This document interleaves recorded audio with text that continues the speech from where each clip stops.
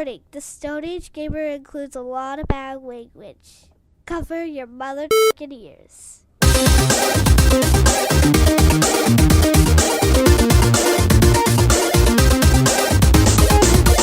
Good evening and welcome to episode 167 of the Stone Age Gamer podcast for the week of September 15th, 2017. I am Kris Randazzo, and joining me as always would be Dan, but he's not here because he's in his car driving for, let's say, a good 20 minutes.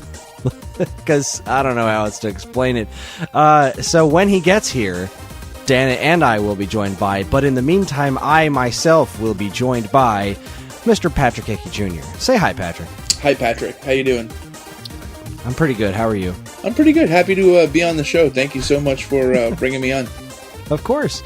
Patrick here has written himself a book, and it's pretty fascinating stuff. But before we go any further, here is your weekly reminder that you can email us at mail@geekade.com. Just include the words Stone Age Gamer in the subject line, and you can let us know what you think of our show, what topics you would like us to discuss in the future, or just say hello, because we always want to hear from you, the listeners. So this is usually where I would ask Dan how he's doing, and he'd talk about Puzzle and Dragons for like 15 minutes, and my eyes would glaze over. So we're just going to skip it, because Dan's not here. Red-bearded jerk. Nice. So down to business. Like I said earlier, we're joined tonight by author Patrick Hickey Jr. I'm saying your name right? Yes, you are. It sounds like a young conservative's name, doesn't it? I don't know what a young conservative would sound like, but let's go with yes. Let's go with a strong yes on that. His new book, The Minds Behind the Games, is hitting shelves early next year, right? It's early next year? That's what they say on Barnes & Noble and Amazon, but my developer, you hear me, my publisher, says that it should be out like in between late November and like early December. So that's what we're trying for. We're trying for Christmas. So at some point next year, it will be on store shelves. Yes, definitely. We don't know how long it will have been there. And it's chock full of all manner of great interviews with folks behind classic and cult video games, to paraphrase something that he wrote about it at some point, right? Yeah. Yeah, okay, cool. Whatever you don't remember where I got that sentence from, and I wrote this earlier today. So, Patrick, why don't you tell us a little about yourself? I am the assistant director of the journalism program at Kingsborough Community College in Brooklyn, New York. I've been covering the video game industry for about, I'd say, in between 10 and 15 years, give or take. What have you been covering it with? NBC, Examiner, and my site, my child, reviewfix.com. And a host of other sites that don't exist anymore. So that's what happens when you've been in the industry for a while. Sites open, close. I'm with Old School Retro Gamer Mag now. They just started a couple of weeks ago. Oh, yeah, that. I was talking to Lenny Herman about that. Yep. It was, yeah, I'm happy to be working with Lenny. Lenny's they've got Lenny Herman's writing for them. Brett Weiss, who wrote the foreword for my book. Michael Tomlinson, who at one point had the Guinness World Record largest video game collection. So it's like when they asked me to write for them, I looked at the staff page and I'm like, giggity. Like, I want to write with these guys. This is awesome. So pretty excited about where that's going. I've written a couple of articles for their site already, and we're gearing up for the first issue. Nice. So it's an online only thing, right? It's not a physical mag? No, it's a physical mag too. So that's the thing. If you go on their website right now, oldschoolgamermagazine.com right now, you can actually get the first issue for free. So snazzy. Yeah, it's pretty cool. Well, for some reason I had it in my head it was only a digital mag, but yeah, it's digital and print. Well, I do like print magazines. I like to keep them in my bathroom. Yep. Nice. And I'm a dichotomy, because I'll keep them in the bathroom while I'm reading them, and then after I'm done, I'll bag and board them and put them in a box. There you go. So they've been in the bathroom for like a month and a half, but got to take care of them after you're done. Absolutely. It's where all my copies of Nintendo Force are, which is, love that mag. Anyways, so what else is cooking? You've written a book. Yes, that's why I'm here. I think. What is your book about? What is it made out of? Is it paper?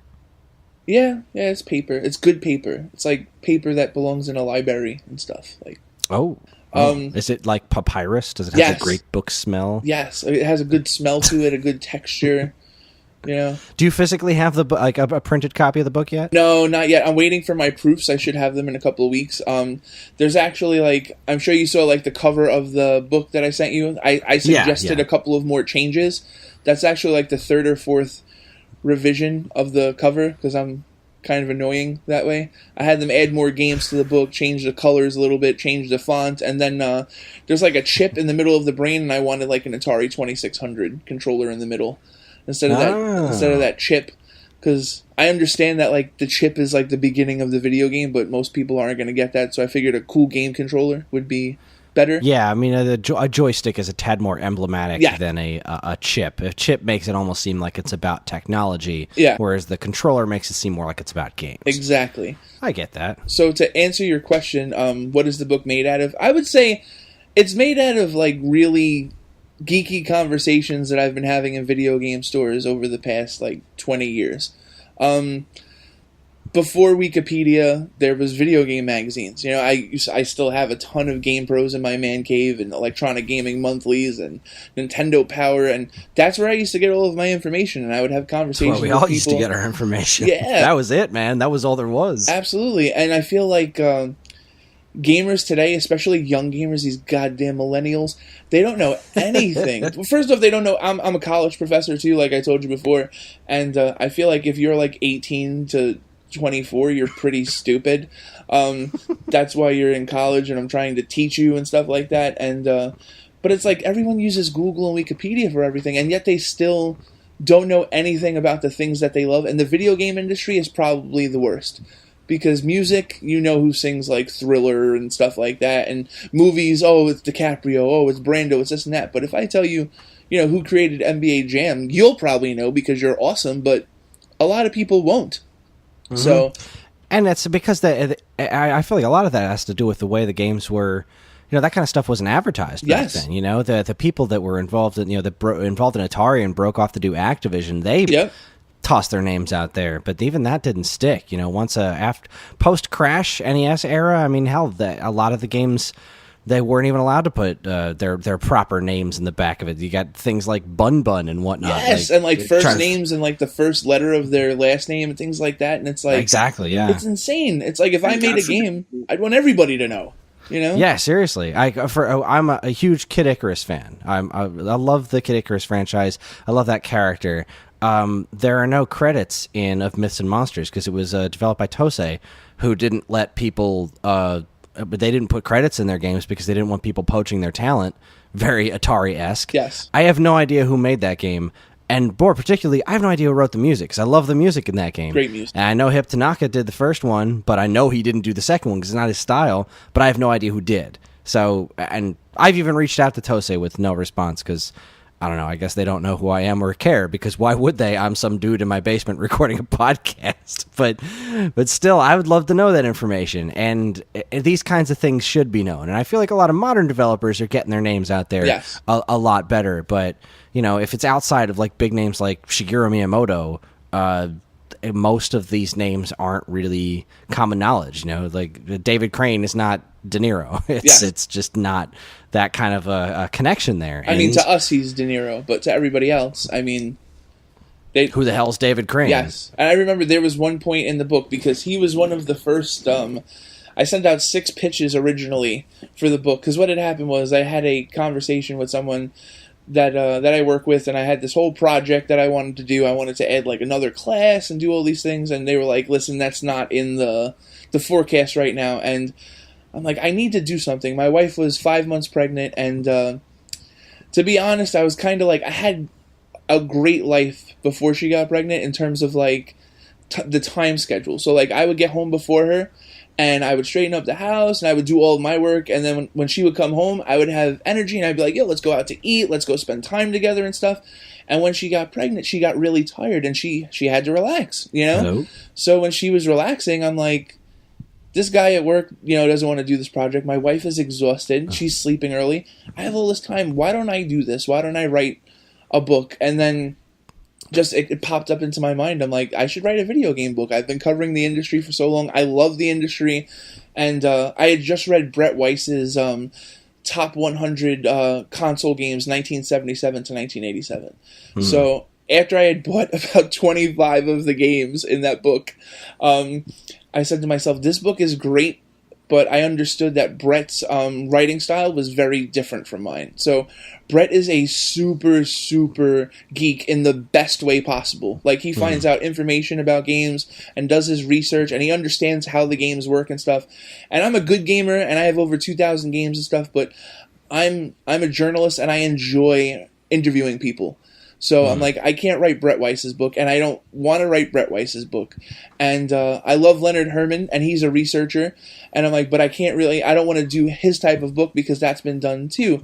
His book reads like a research book. Yes. So I'm like, I kind of want to write something. The best thing about really good journalism is the paragraphs are shorter, they read smoother, and it feels like someone's like telling you a story. So I said to myself, I don't want to tell one huge, massive story. I'm like, I want to get anywhere from like 15 to 20 games and let the developers tell their story, and I'm just going to like carve the road that they're traveling on, like handle the narrative and introduce the game and give biographical information on them and stuff, but really give them an opportunity to tell the story that they never got to, or that they haven't really given in as full as detail as they possibly could have before. So once I got all of that together, I sent out like 5 or 6 pitches. I sent an email to David Crane, Gary Kitchen, Howard Scott Warshaw, Greg Johnson, the guy that did Heroes of Might and Magic, John Van Keegenheim. And I think that's it. And what happened was I said to myself, if 3 out of the 6 of these guys answer me, then I think I have enough to like at least make a pitch to a publisher. And within 2 weeks, all 6 of them got back to me. And I was like, no. Like, it was like an omen. It was like, holy crap. And I remember Howard Scott Warshaw was like, right after this election is over, like the infamous Hillary-Trump election, he's like, as soon as this election is over, he's like, we'll catch up and like we'll have a good phone conversation and we'll see like what's up. And that was the first interview that I did. And I didn't want to do E.T. because I felt like it had been done like 1,000 times.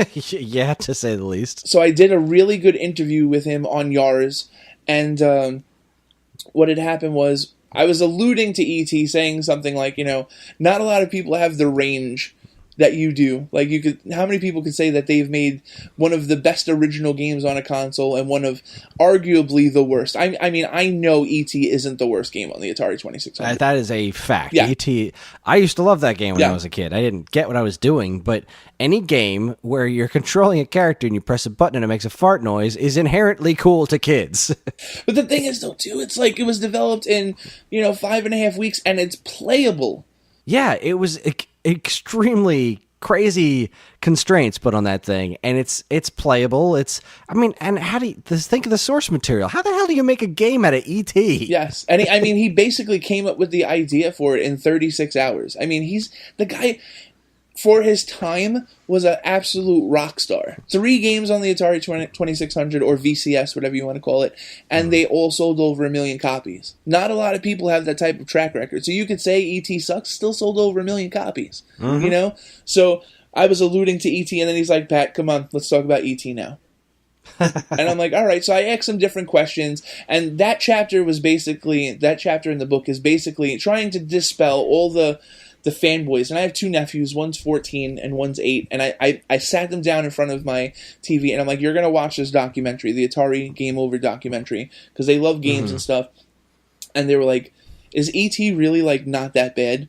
And then I whipped out the Atari 2600 and we started playing, and they're like, all right, we could play this. I'm like, that's why I'm writing about this, because there's way too many fanboys out there that'll just jump on it and say it's the worst game. So I had the 6 developers. I got a great and different interview for E.T. I got a great interview for Yars Revenge, and then everything just started to like kind of fall into place. So then every developer after that, I kind of wanted to try and get something different from them. So like David Crane, I really wanted to talk about Pitfall, but I'm like, you know what? Again, that's been done before, and I just had this really like soft spot for A Boy and His Blob, and I knew that he worked on Night Trap. So I asked him, and he said yes. And then I asked Gary Kitchen, and they're friends. And then David Crane is sending me emails, and he's like, yeah, me and Gary Kitchen were talking about you the other day. And I'm like, oh, like I was totally geeking out, And that's I know awesome. You get that. Some people would be like, who cares? you know? That's freaking awesome, man. And it just started to come together from there, and it was very organic after that. And it was just like, all right, what games like have really affected me as a child, or what games have affected me as an adult that people don't know about? And that's how we got to like To the Moon and like Mushroom 11, which was developed by two married couples. You know, so it's like I wanted to tell interesting stories made in kind of like that retro game style, and also games that like people almost forgot about. Deus Ex is one of the most influential video games of all time, and I'm having a tournament right now on the Facebook page for the book where like people are like every day I'm having two games kind of face off and people are voting. And Deus Ex lost to Hulk Ultimate Destruction. And I'm like, Jesus Christ of Latter-day Saints, how did that happen? And I'm messaging one of my friends, and I'm like, this is the exact reason why I'm writing this book. Because, I mean, Hulk Ultimate Destruction is a lot of fun, and I would say when it was released, it was one of the best comic book-based video games of like, you know, its time. But Deus Ex, man, it's a completely different and better and more influential game. And I'm like, this is why the book had to be written. So people know the impact that some of these games had. Maniac Mansion 2, it's gonna win today. It's like, you know, 15 votes ahead. You know, oh, what's it up against? I think I missed that one today. Bart versus Space Mutants. Oh, yeah, Maniac Mansion, hands down. You know, absolutely. But the thing is, like, I remember, you know, the first hour that the vote was up, and I'm getting, like, DMs from people on Instagram, and they're telling me, and they're like, Bart versus Space Mutants. And part of me wants to write in caps, like, you idiot. Like, no. No. Well, I mean, to that one, it's... Look, I'm not the hugest... I'm fascinated by Bart vs. Space Mutants. I know that was the one chapter that I read, but I'm not a huge fan of that game, especially not now. But point-and-click adventures like Maniac Mansion, like, they may be important, but those kind of games are not for everyone, you know? So I can understand how that one's kind of a close one. Just like I can understand, like, Deus Ex is empiric. It's just objectively a better game than Hulk Ultimate Destruction. Yeah. But if you're thinking just of pure nostalgia, what kind of fun did you have? I remember working in game stores at the time, and I know there wasn't, especially console gamers weren't lining up to buy Deus Ex, whereas Hulk Ultimate Destruction was the game everyone talked about because you could be Hulk and run and jump and smash buildings and whatnot. So I get that, and I agree why your book is important, because it's the idea is to illustrate why these games are important. One of the cool parts during the interview with Warren Spector, who's a super nice guy, I interviewed him about Epic Mickey 2, which is the whole series he's in love with. It's like one of the most important series he's ever worked on, if you ask him. When I was at NBC, we did that interview. So, but he's surprised, like, one of the quotes in the book is he's surprised that, like, Deus Ex even is able to run on a PlayStation 2. So, that's definitely not... It's sad that more people know that game for its release on the PS2 than the PC. It's kind of sad, because it runs a lot better on the PC. Yeah, I mean, that's just kind of PS2 in particular is just such a ubiquitous piece of hardware. Everybody had one. It was ridiculous. So of course you'd want your game on PS2 no matter how good or bad it runs. To kind of step back a little bit, I had a question that popped up into my head, and I obviously don't want to give up anything that's in the book, but when you're talking you did your interview, one of the games you talk about in your book is A Boy and His Blob. Yeah. The original NES version. Did you ask those guys what they thought of the Way Forward remake of their game? Yes, they actually said that they actually enjoyed it. They thought it had a lot of possibilities, and they thought that it served the original series well. That warms my heart, because I adored that remake. I thought it was wonderful. It has a hug button. Yeah, absolutely. I reached out to those guys that did the remake, and they never answered me, because the thing was, for the Night Trap chapter, I mean, I interviewed James O'Reilly, Rob Fulop, David Crane, and I interviewed the people that did the remaster. And for the Wonder Boy and Monsterland, I interviewed the creator, and I interviewed the two teams that were doing the remakes on the Switch and stuff like that. So I really wanted to kind of talk to those guys about why they decided to make a retro remake or whatever of Boy and His Blob, and they never got back to me. So that would have been cool. But David Crane was very happy with that remake on the Wii. So that puts a big old smile on my face. That was one of those games that's like that's how you do a remake right there. It was done with such love and respect for the source material. That stage, I guess somewhere around halfway through the game, where it goes and plays the original game's music, and it has the cityscape in the background. It was just wonderful. So that makes me happy to hear that the original creators dug that. That's a good time. It's one of my favorite chapters too, because like I'm not going to get too much into it, but Boy and His Blob was developed in 6 weeks, and these guys were working 20 hours a day to finish the game, and it was like Gary Kitchen working on one side of the game and David Crane working on the other, and it was just like Paul McCartney and like John Lennon like singing together for the first time. It's just like one of the first times that two amazing developers got together to create something, and they had a lot of plans for that series to continue in various other forms, and it just never happened. And it says to me like, oh, what could have been, you know? Yeah, seriously. It always struck me as one of those games I could never truly get into it as a kid, and I tried a lot because I loved the mythology. Mm-hmm. I loved the idea of it. Yeah. But the actual gameplay itself, I was never able to do much with it, and I kept trying and failing. But it always struck me as something that had a ton of potential. Absolutely. My first experience with it was on the Game Boy. And then I had... was that Trouble in Blabalonia was the first one. Was it Rescue Princess? Yes, Blobolette, or whatever. Yeah. So then I eventually went back and played the NES version. And this is the same thing. I just thought it was really different with the way you managed your items, and the puzzles were different. I just thought it was something that was really unique for its time. And like in the chapter, David Crane tells a great story about how when they handed in the ROM to like Nintendo, that like the people at Nintendo absolutely fell in love with it. Like it was one of their favorite games, like leading up to the release. So, I mean, that says a lot. That does say a lot. That's wonderful. All right, let's see here. I have a crap load of questions here, and again, it's just not in any kind of particular order. So, but I did just get a message from the one and only Dan Ryan, who just started recording. He just started recording. And he should be joining us any minute now. Cool. In fact, I smell him. Spider sense is tingling. Good evening and welcome to episode 167 of the Stone Age Gamer podcast for the week of September 19th or 15th. I'm Kris Randazzo. Test. Is that... Wait, was I supposed to do that now? That joke is always funny. Every time I'm late, it's always funny. Hi, guys. I'm sorry. My kid's back-to-school night went really long. Really absurdly long. I left my house at 6 o'clock and I can walk to the school. Patrick, how are you, sir? Pretty good, man, but I mean, I'd hate to be your kids right now, like a 3-hour, when I was a kid, if my parents were at, a parent-teacher for 3 hours, I knew I was going to get like the kendo stick when they came home, No, see, there's two of them, and my kids go to a really good school, but because they go to a really good school, they're like really fucking proud of their shit. Oh, man. Look at my macaroni pictures, Dad.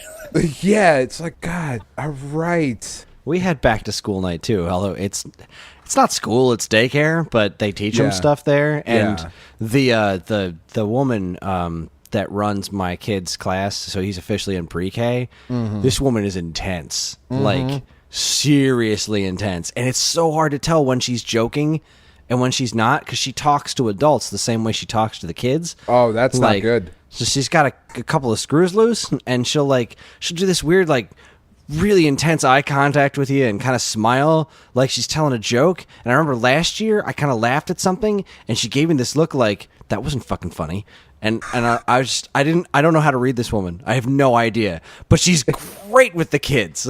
That's all that matters. If it makes you feel any better, Tiffany came out and told me to move my conversation that I was having with another dad about going to get some beers down the hall while the other teacher was starting because we were too loud in the hallway. So, she just came out and shoved us down the hall. That's the best thing about teaching college. Like, I don't have to do any of that stuff. No, that's pretty awesome. Yeah. Pretty awesome. Dan, why aren't you a college professor? Because, Kris. Good answer. Because you can never have too many Ninja Turtle movie quotes. You can never have too many Ninja Turtle quotes. So, what questions did we hit so far? I came in right at the end of. Patrick's just been talking about his book, and I had a couple of questions just naturally come up in conversation. And we were just, as you showed up, getting to the onslaught of ridiculous questions that are here. So why don't you go ahead and pick one, Dan? All right, let me take a look here. All right. So, yeah, no, actually, this one I thought was actually a legitimately good question from the nonsense that we have here. In your book, the games that you picked. Yes. Why these games in particular? Like, was there some sort of thing where you were like, this is a watershed moment, things are different now, or was it just like I fucking like these games, so I'm going to talk about them? It was a little bit of both. I felt like some of these games had to have been in the conversation. Like, I put To the Moon in the book because I feel like it's one of like the best RPGs of the past 10 years that nobody knows about. Absolutely. Yeah. I love that game. Like, I cried like a bitch at the end of that game. Like, no exaggeration. Like, one of the only times I've ever cried in a video game is like I was like 13 and Sephiroth killed Aerith, and I was like, that son of a bitch. But To the Moon, the end of To the Moon, I was like, wow, man. I was really touched. And I interviewed Kangao like when that game was originally released.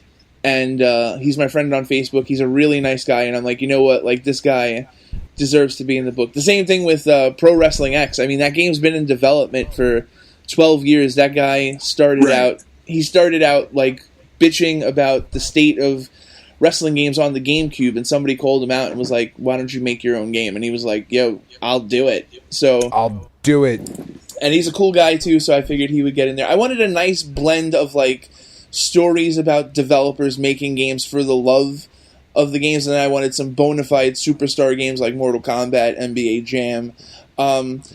Also, Wasteland, I think, is a great game that a lot of people forget about, and I feel like there'd be no Fallout without Wasteland. Super Battle Tank is obviously not one of the best games of all time, and Gary Kitchen has made much better games, but there's a really cool story behind it that's in the book, so that's why I put that in there. It was just, I wanted to tell interesting stories. So I wanted to get some big-name games, but then I also wanted to get some interesting games. I mentioned before that one of the games, Mushroom 11, was designed by two married couples, and I thought that was really cool. And at one point, the wives went to work, and the husband stayed home to finish the game, and the money the wives were making was going towards finishing the game. I mean, that's just awesome. You know, that's kind of really cool. Yeah. So did it ever come up in your conversation with Mark Turmel about WWF WrestleMania, the arcade game, which I just profiled here on Why I Love Wrestling, which you can check out in the Why I Love Wrestling section here at geekade.com. Nice. Did anything ever come up in the conversation about why the fatalities were taken out? Because you can still see video of the Undertaker fatality. We discussed some of that. Okay. What we really talked about was how the locomotion system was created for the game, like the walking to and from the ring, which was unique for the time. The motion capture process for all of the wrestlers, there was a lot of problems, like the Undertaker wouldn't work unless he had alcohol. That's not surprising. Yeah, and like Mr. Perfect was supposed to be in the game, and they paid to fly him out like 3 or 4 times, and he just never showed up. Oh, that makes me so sad. I love Mr. Perfect. And what happened was a lot of the wrestlers didn't want to do their moves for mocap. So what happened was Sal DeVita was like, you know what? He was grabbing like interns and like suplexing them and shit, and without warning. Yeah, without warning, basically. You know, and the wrestlers were like, "Yo, man, this guy actually knows what he's doing." So he kind of like motivated them. They had a lot of fun. Like that game was a lot of fun for them to develop, and the game was originally supposed to have indie wrestlers in it. Okay, and then they got the WWE license. So at first, it was supposed to be something that was like similar to Mortal Kombat, and it still has elements of Mortal Kombat in it, absolutely. But then they wanted to kind of have some wrestling stuff in there. They really felt that the famous wrestling games of that time, like WrestleFest and stuff, weren't nearly as good as a lot of people gave them credit for. So they wanted to take it into a different direction. That's why it's basically a fighting game with wrestlers, you know. So. Yeah, I think I compared it to if NBA Jam and Mortal Kombat made a wrestling game. Yeah. It would be, and I'm not sure if it's the best wrestling game or absolutely the best wrestling game, but I'm pretty sure it's the best fucking wrestling. Like, it's so ridiculous. It's just so over the top and silly. I think it's a great wrestling arcade game. For me, like, the best wrestling games of all time are the Aki ones on Nintendo 64. That's, like, where my heart is. Sure. I mean, if we're being technical, like Fire Pro and all that. And Fire Pro, yeah. Fire Pro is up there, too. Like, I have Fire Pro and Super Nintendo. Like, that's my jam. But, in terms of, arcade games, and, like, Turmel is so humble. Like, that game made a ton of money. And he's just like, yeah, it was, like, a fun little experience and blah, blah, blah. But again, it's a game that a lot of people forgot about. It sold over 1 million copies on the PlayStation. It was released on a ton of different systems. So it was a game that I feel like a lot of people have forgotten about.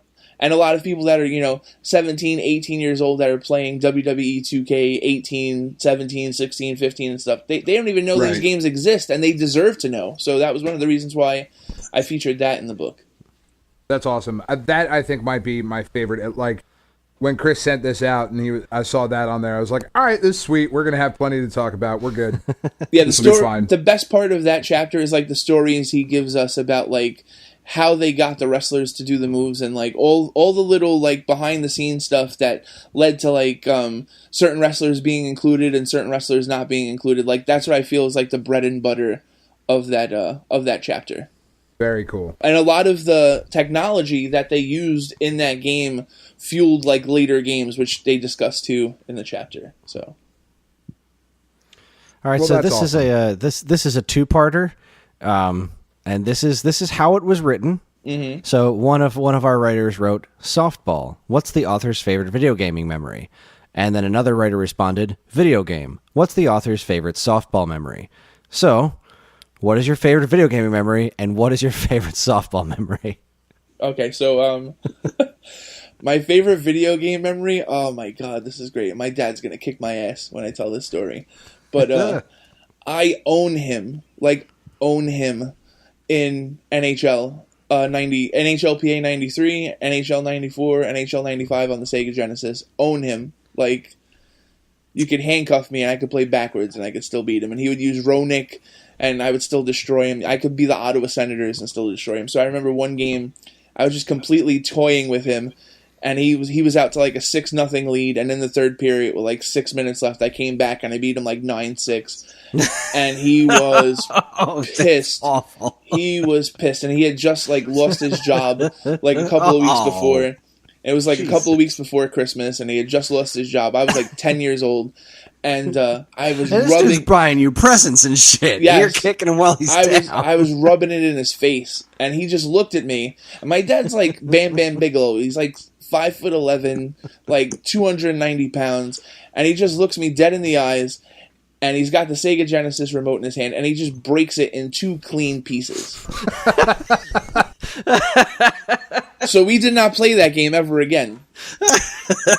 So that's probably one of my favorite gaming moments. One other favorite gaming moment, if you Google it, you can actually Google this. It's if you Google Patrick Hickey Jr. destroys 12-year-old in NHL. I'm playing my nephew in like NHL 15 or whatever. And I basically called like 3 goals in a row on him, and I'm just laughing in his face the entire time. I watch it like once a day. It's like an orgasm for me. So those, you're not wrong, man. People need to be humbled. Absolutely. Especially kids. They need to be put in their fucking place. They've got to know every single day. Like, they have to know that like you're better than them. I did that to my niece in Smash Brothers. She was playing against my sister an awful lot, and she was winning, and she was starting to get really cocky about shit.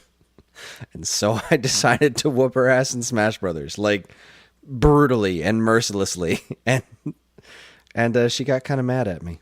Nice. That's how it has to be done, man. We used to do that shit to people working in the video game stores when they would come in talking shit about how good they were at Street Fighter. Yep. Like, oh yeah, I've played that a little bit. Let's pop it in here. Let's just see how this goes. I'll that's kick your right. ass in Third Strike. Will you now? Will you? You're like 10. Shut the fuck up. I run like retro video game tournaments at this video game store in Brooklyn Video Games, and every month we have tournaments. So last year we had I called it the Dudley Boys Tag Team Classic, and it was a tag team tournament in No Mercy. And I did not get pinned. My tag team partner got pinned both times. It was double elimination. We came in second. So I was pretty pissed. So then the next tournament we had, I made it to like the semifinals, and I was fucking around with the guy that I should have beat, and he ended up beating me. And he was just talking shit the rest of the night, and it just got to the point where, like, I'm 6'4", I'm 315 pounds, so I put him in a lion tamer. I just wrapped him up, locked my arms, and I sat on his back. And he tapped, and I didn't hear it, so I just held it for a little while. And the guy didn't come back to the video game store for like 2 weeks, but I think the lesson was learned, so. All right, so second part. What is your favorite softball memory? Oh my god, this is another funny story that involves my father. I was like 11 years old, and like the entire neighborhood got together in Brooklyn, and like we had this big monster like softball game. It was like 11 kids to a team and stuff. Dads were playing and stuff. And I told you guys before, like my dad's built like Bam Bam Bigelow, and he's a left-handed like first baseman and stuff. He's like stocky Thurman Munson style and stuff, and he was hitting like home runs left and right. I was like super happy and stuff. But our team played like awful defense, so it was like bottom of the ninth, and it was like 27-26 or whatever. Bases loaded, 2 outs, and I was playing like left field or right field or whatever. And my dad's like, "No, like switch, play third base." And I'm like, "Okay, all right." So first pitch, the guy hits a rocket like right down the line, and I pick it and I throw to first base, and I got the guy out by like 4 feet, and it was like, holy shit, I'm Robin Ventura, baby. Like, oh my god. And like people were like picking me up. I felt like I just won the World Series. And like my dad had like 20 RBIs in that game, but I won the game, So it's like, still to this day, I'm like, yeah, baby, like nobody else could have made that throw. Of course other people could have made that throw, but I did that day. So that's like my softball story. So I probably could have just tagged third base, though. Fucking idiot. The bases were loaded. Could have gotten the easy force out, but now you got to go showing off. Yup. So yeah, that's that. Were there was there anybody like that you wanted to interview that turned you down, or anybody that you just couldn't get for like scheduling or anything like that? So this book was supposed to be originally like 15 to 20 games, like a coffee table book, Right. And McFarlane was like, "Well, dude, you need at least 75,000 words. So you need, if you're aiming at like 2,500 to 3,000 words a chapter, you're going to need like more games." So by the time Christmas ran around, I had like 18. So I'm like, shit, I don't think I'm going to have enough.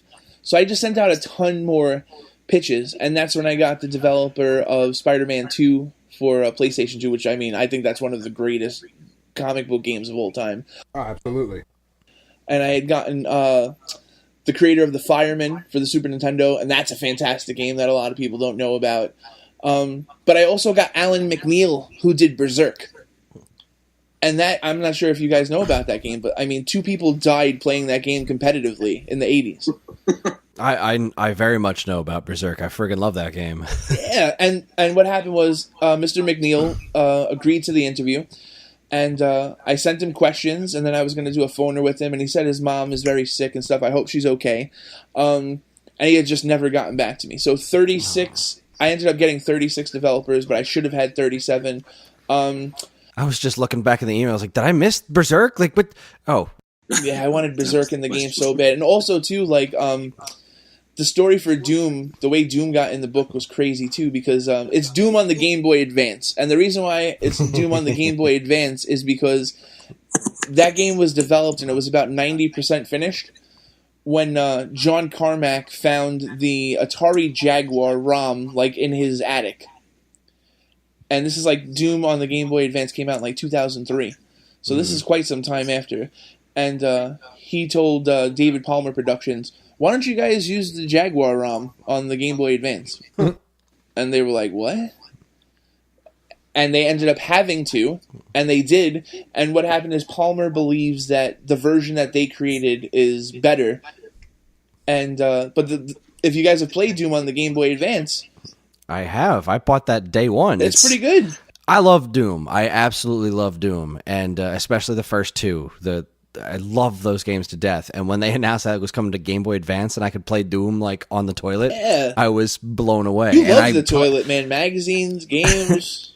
I do. It's my favorite time of day. Absolutely. So, but I was so impressed by Doom on GBA. I was so completely impressed.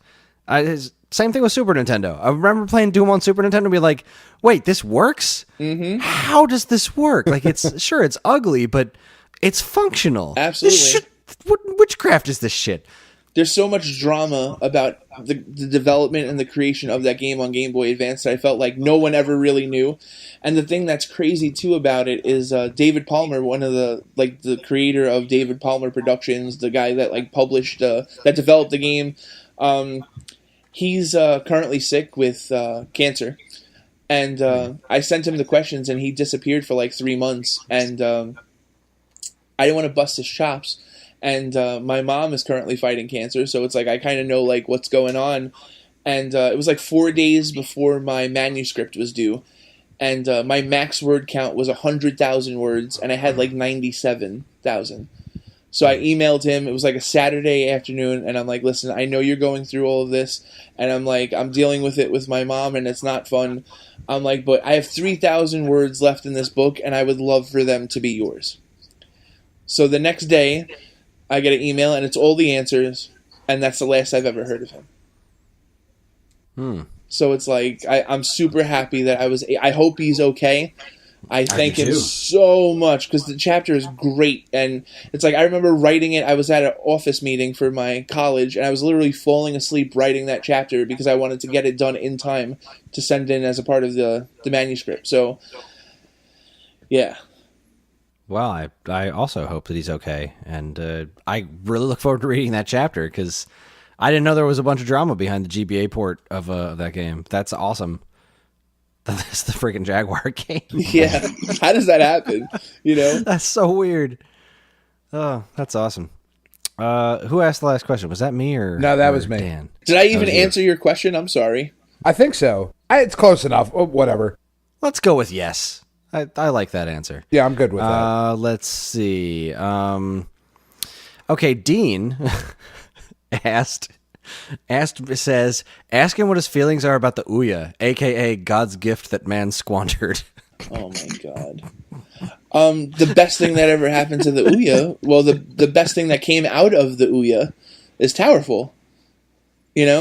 So, I love Towerful. I destroy my nephews in Towerful all the time.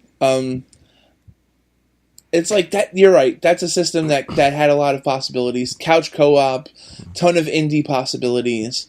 Dean was a Kickstarter backer for it. Yeah, and it just kind of fell apart. What happened was I'm pretty sure I have an interview with them on my website reviewfix.com. I interviewed them. I interviewed the Play Jam people, the Game Stick or whatever.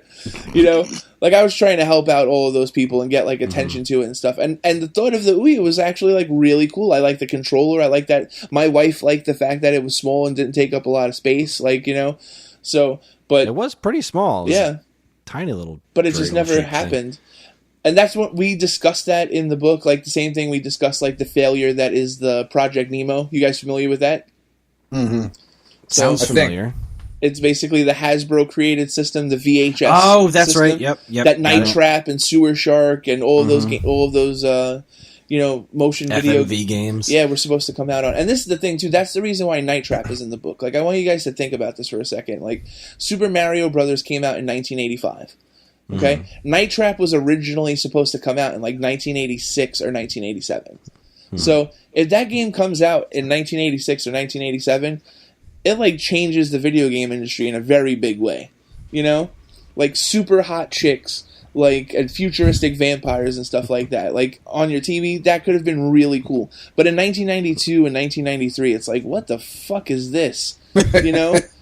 So it's so many people trash Night Trap, and I feel like Rob Phillip, come on, the guy programmed Missile Command on the Atari 2600, which is a fucking masterpiece. It is. And, awesome. Demon One of my Attack. favorite 2600 games. Yeah, and it's what? His girlfriend actually left him after Night Trap came out because it got so much negative attention.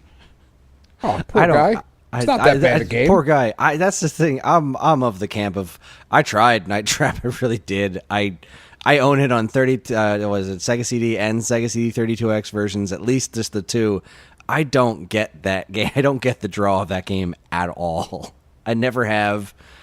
But you are also not a man who enjoys like 80s slasher flicks either, right, Kris? Like, that is true. So you're not into like I am not Freddy the and audience Jason for that game. Yeah, it's just not for you. But like, if you were a fan of those games, there's a very similar vibe in there. There's a very similar aesthetic in there. Yeah, and like you're right. If that comes out in '87. That's the biggest thing of all time. Well, see, I remember feeling that way about Dragon's Lair. Looking at Dragon's Lair like, oh my god, I'm playing a cartoon. And even if the interaction is relatively minimal, it's like, this is a video game that is literally a cartoon. This is crazy to me that I can look at something that looks like this and then look at something that looks like asteroids. But yeah, I guess I didn't really think of it from that perspective. If I was a fan of that genre, that I probably would have felt differently. One of the reasons, too, like, are you guys familiar with Five Nights at Freddy's? Mm-hmm. Oh, God. It steals so many gameplay elements from Night Trap. You know, the switching of the cameras and stuff like that. It's like, it's kind of like Night Trap Light in a way, you know? So, I don't know. It's because of Five Nights at Freddy's, and we're trademarking this idea now in case somebody runs with it in the future.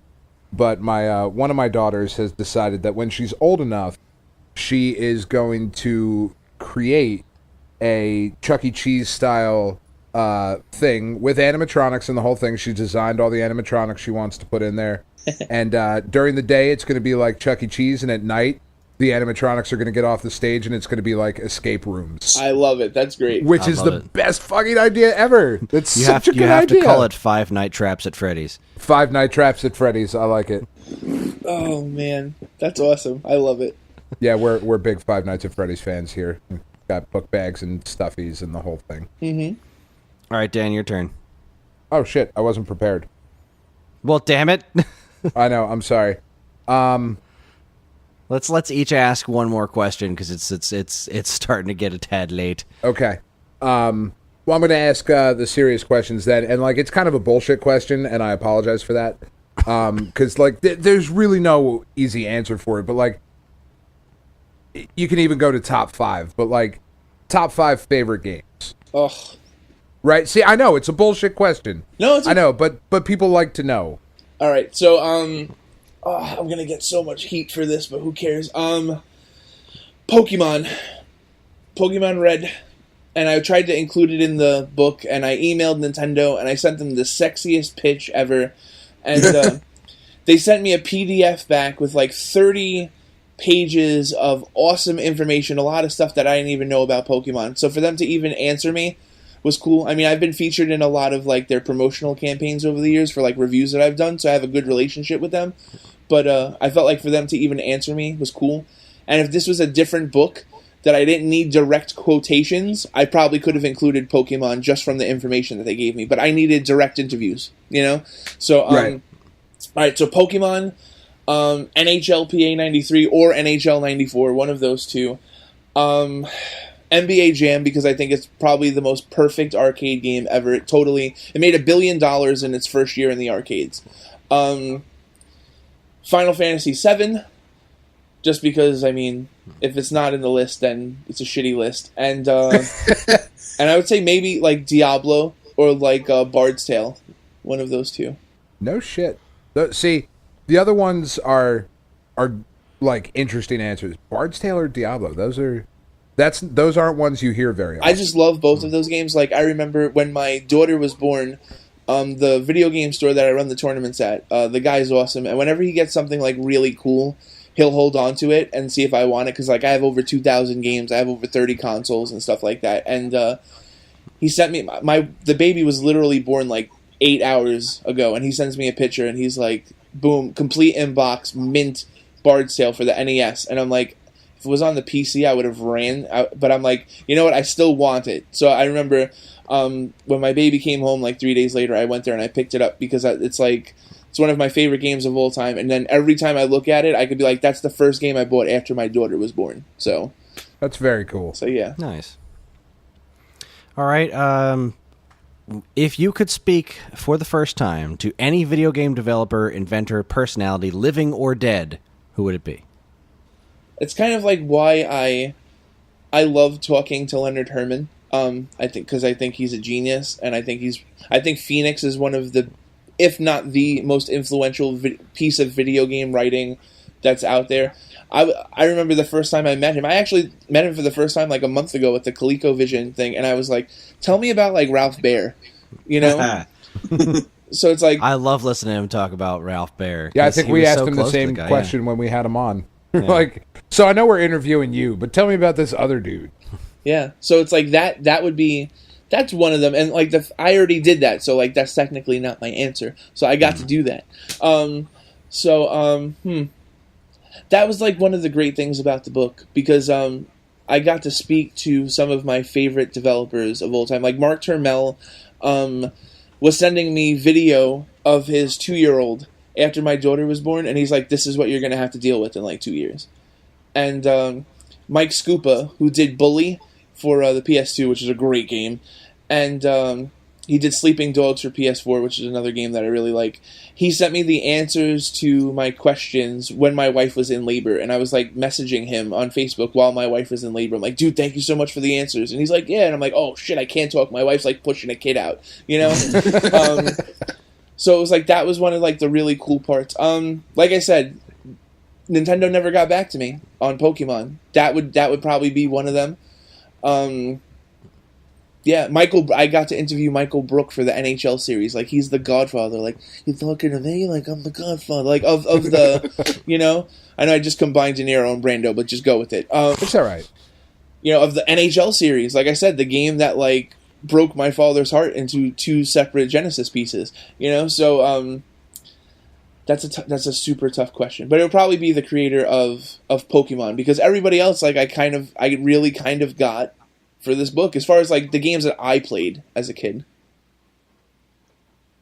Oh, nice. All right. Well, then we have to end on the question that we ask every one of our interviews, and it is a serious question. What bread is the best bread? Jewish rye. I'm German, so it's like I have fond memories of my grandfather came to this country after World War II. He was a fighter pilot in the German army. He flew a Stuka, and he came to Germany because he was in love with a girl that was born in the Bronx and used to come to Germany on vacation during the summer because her grandparents lived in Germany.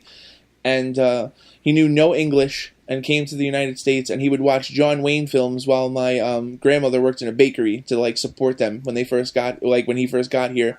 And it was a great man, tough as nails, German accent, sounded like John Wayne, but he made an awesome like kielbasa and like hot mustard sandwich on Jewish rye bread at like 2:00 in the morning that I used to eat at like 8 years old with him, and we'd get yelled at. You know, so Jewish rye, some kielbasa, and hot mustard, and sauerkraut. That's some good stuff right there. Oh my God, that sounds so good.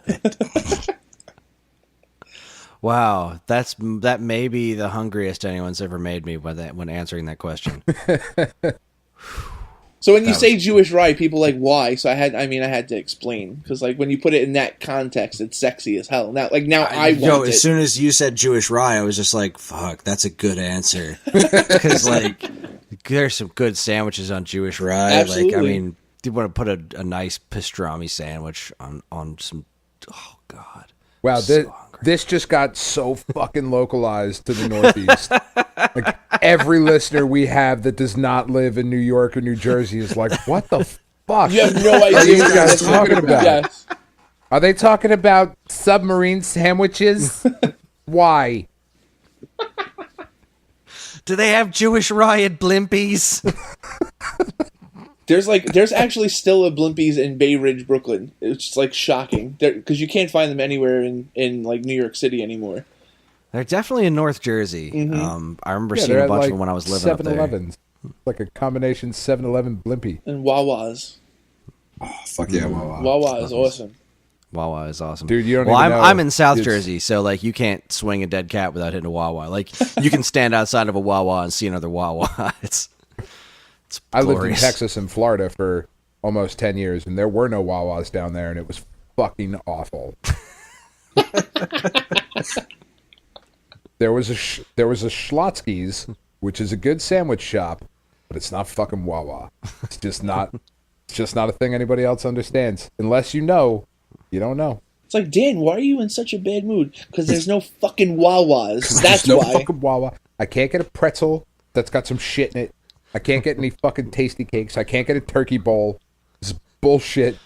Oh my 7-Eleven God. sucks. Hot turkey is coming back soon. We're almost in hot turkey sandwich Kris, season at Wawa. I had one last night for dinner. Son of a bitch. Yeah. I haven't been in Wawa in like 2 days. I need to check and see if my Wawas have them. Coffee's a buck. Coffee's a buck, and there's hot turkey I don't drink bowls. coffee. What are you doing? Karen drinks coffee. Karen drinks coffee for the both of us. Well, Patrick, thank you very much for coming on. Give us your last-minute pitch. Tell people where they can go to find your stuff and do the things. So the book is currently available for pre-order on BarnesandNoble.com, Amazon.com, on McFarlandBooks.com, and it's available, ironically, I found through several Google searches, in several bookstores in the UK and even one in Sweden. Ooh. That's cool. So I'm like, okay, yeah. Yeah. So, also, we have a Facebook page, facebook.com/The Minds Behind the Game. So we're currently running a tournament to crown the best game in the book. So every day we have a different matchup. We're only like 6 or 7 matchups in, so if you guys want to just jump onto the Facebook page, give it a like, and follow along. We're going to have raffles, too. I gave away a copy of Chris Jericho's new book last week. I've given away copies of some of the games featured in the book over the past couple of weeks, so it's fun. It's a fun Facebook page to follow and chill out on. Cool, man. All right, well, that's our show. Join us next week when Dan and I will be talking about Metroid Samus Returns, what we think of it, how it compares to AM2R and the original Metroid 2, and more. I am extremely excited about this.